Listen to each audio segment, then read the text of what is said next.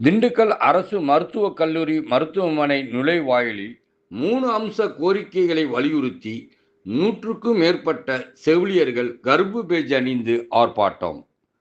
திண்டுக்கல் மருத்துவக் கல்லூரி மருத்துவமனை நுழைவாயில் வளாகத்தில் இன்று காலை தமிழ்நாடு அரசு நர்சுகள் சங்கம் சார்பில் 100க்கும் மேற்பட்ட செவிலியர்கள் கருப்பு பேட்ஜ் அணிந்தபடி கண்டன ஆர்ப்பாட்டத்தில் ஈடுபட்டனர்.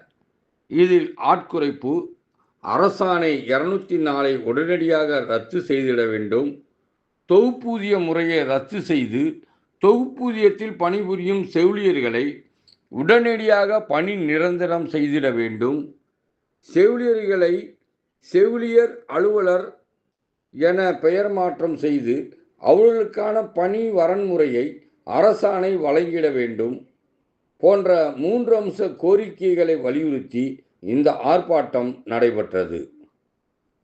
இந்த கோரிக்கைகளை அரசு உடனடியாக நிறைவேற்ற வலியுறுத்தி தமிழ்நாடு அரசு நர்சுகள் சங்கம் சார்பில் நாளை மற்றும் நாளை மறுநாள் தொடர் போராட்டங்கள் முன்னெடுக்கப்படும் என தெரிவிக்கப்பட்டுள்ளது.